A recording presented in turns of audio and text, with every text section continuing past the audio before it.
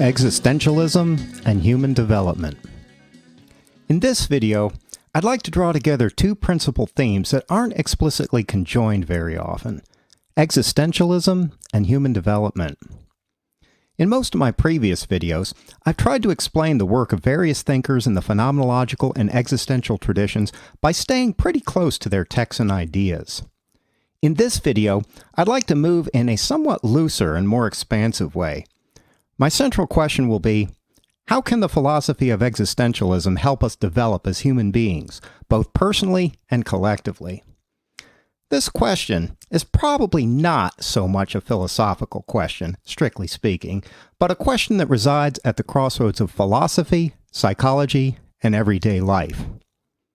In the first half of this video, I'd like to trace out what specific existential thinkers have to contribute to our understanding of human development. Then, in the second half, I'd like to talk about the existential movement's more general thematic contributions to the topic. Let's start with the grandfather of modern existentialism, Soren Kierkegaard.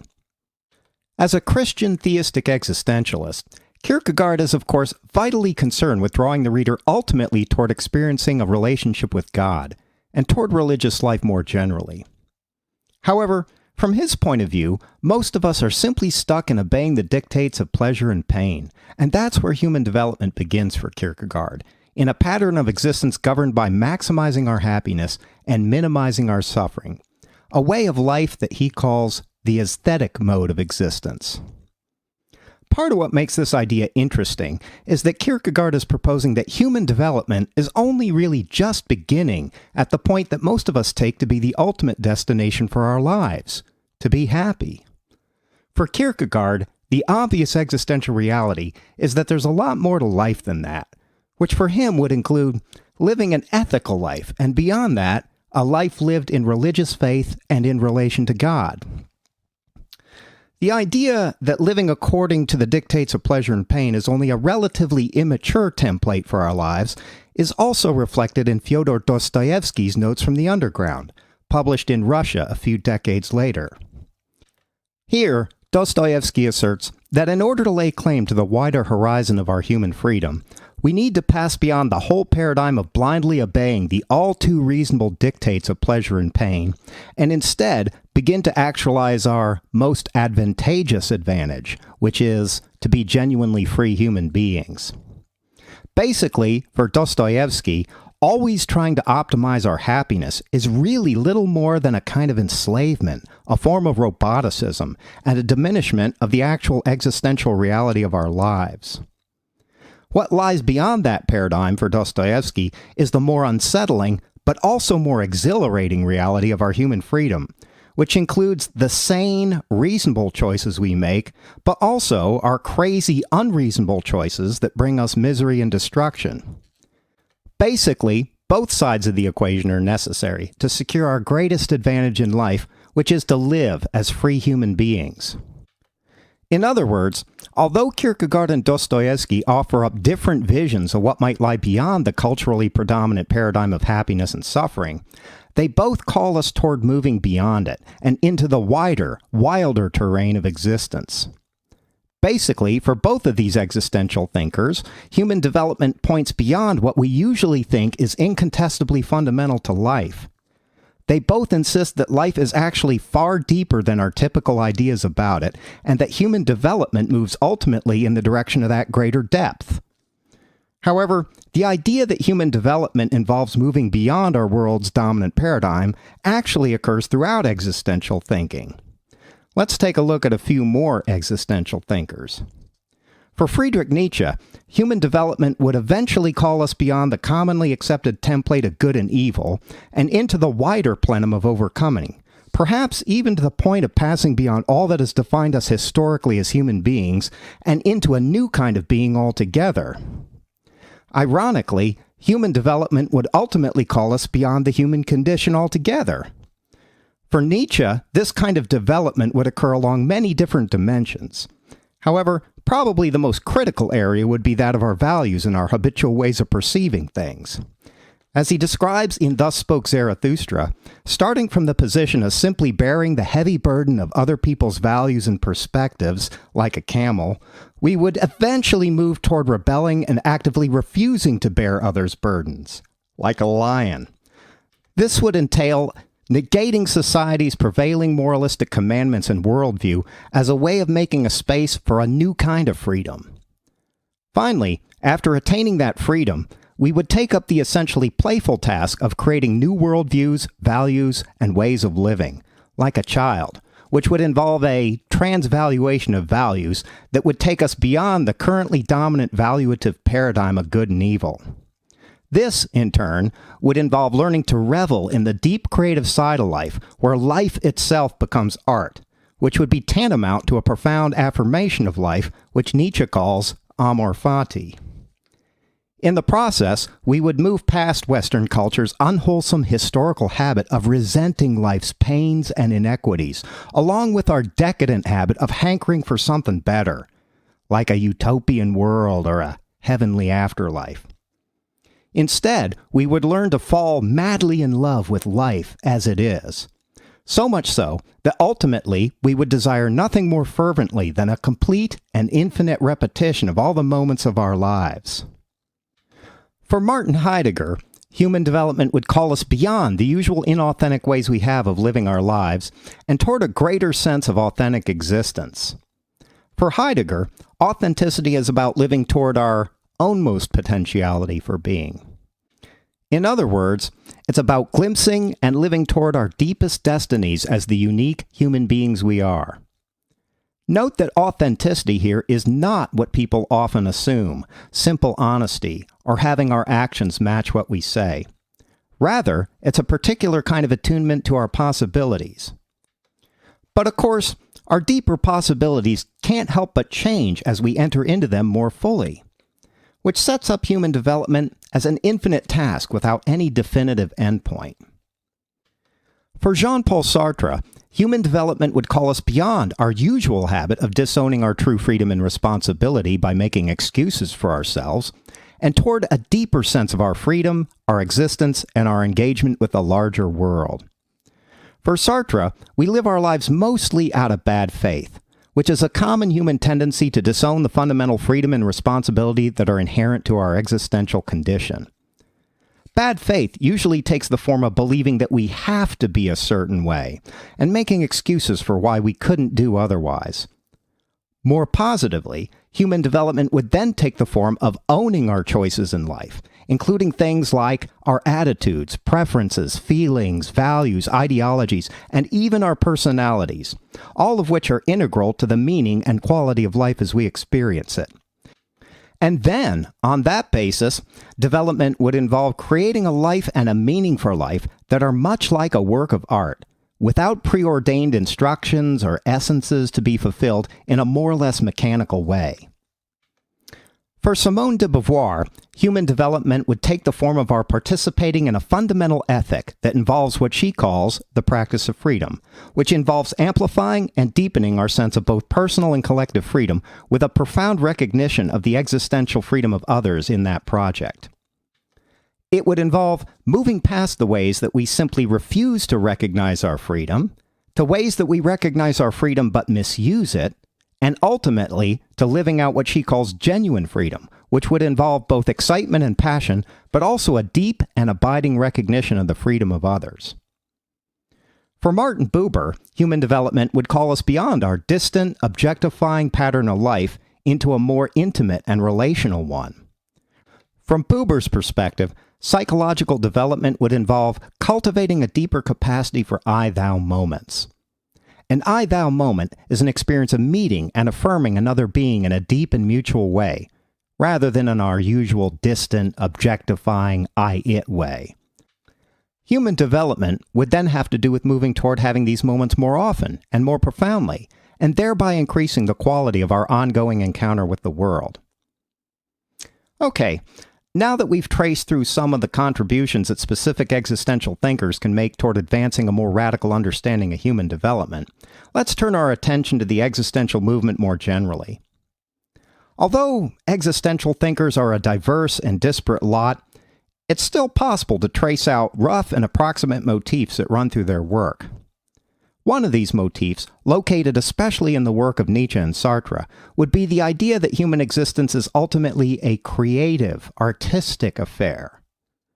From an existential perspective, what we make of our lives is mostly the product of our courageous, creative choices about how we engage its challenges and opportunities. Consequently, existentialism's first general contribution to the concept of human development would be to see it as a fundamentally creative process. Existentialism would aver that to develop as human beings, either individually or collectively, we have to learn to lay claim to our creative human birthright, and then actively invent an interesting poetic destiny for ourselves and our world. However, existentialism would also stress that this creative, inventive process involves moving beyond our world's commonly accepted habits and values and into the depth of what life actually is. In this regard, existentialism emphasizes that the main thing that limits our personal and collective development is our inability to perceive and honor the depth of life. Consequently, existential thought generally involves some critique of our dominant vision of what life is about, the vision that arose particularly during the Enlightenment, and most especially the idea that pursuing human reason automatically eventuates in greater human happiness, which is supposed to be the whole point of human existence. For existentialists, this basic view of life is a gross oversimplification that inevitably diminishes the experiential depth of our individual and collective reality. From an existential perspective, we're not here merely to be rational and happy. We're here to experience the broad panoply of what life has to offer, which inevitably includes things like anxiety, uncertainty, instability, destructiveness, etc. At the end of the day, all of those kinds of negative sensations are also part of life's great mosaic, every bit as much as their opposites are.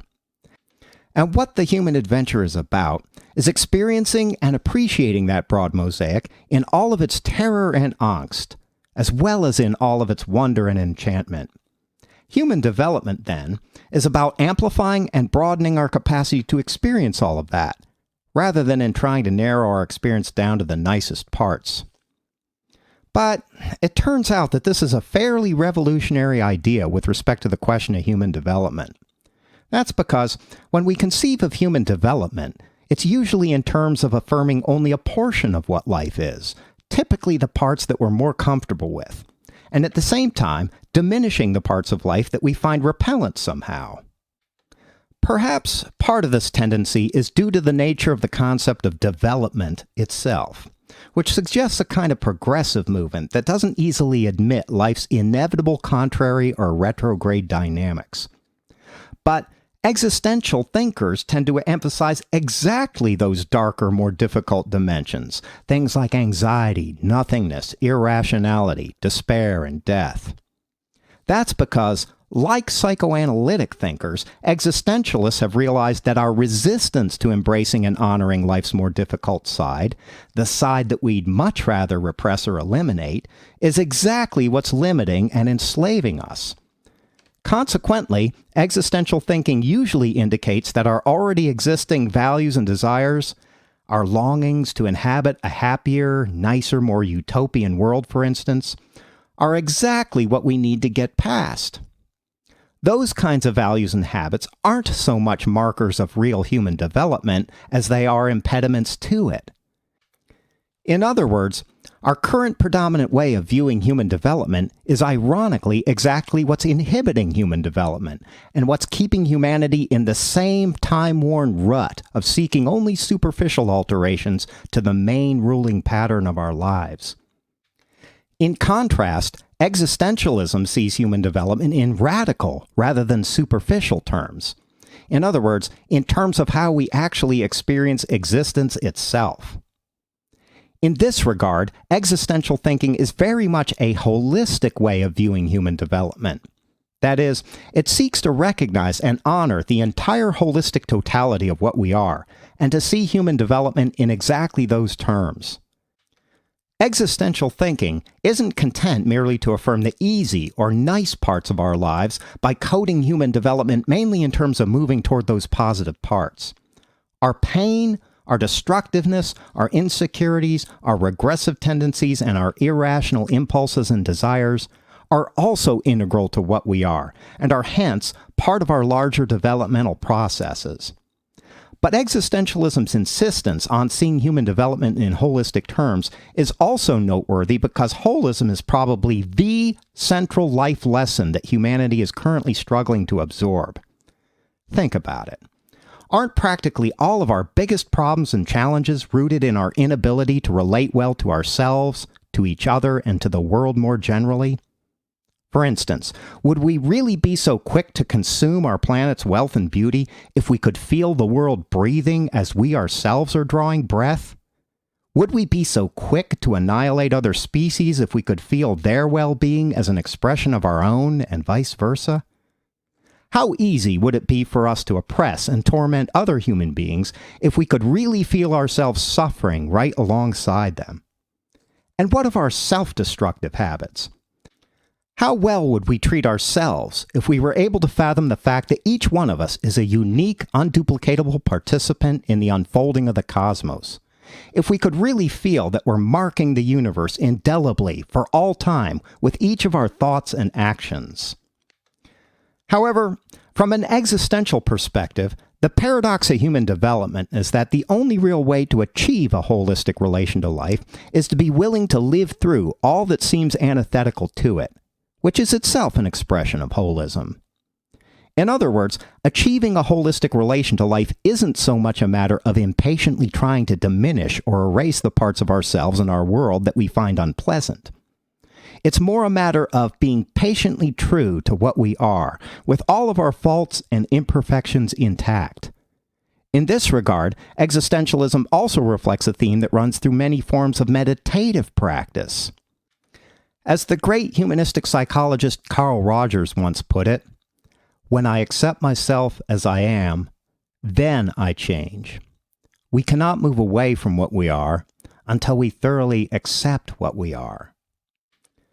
From that perspective, life develops mostly as a function of our capacity to enter into its reality more fully.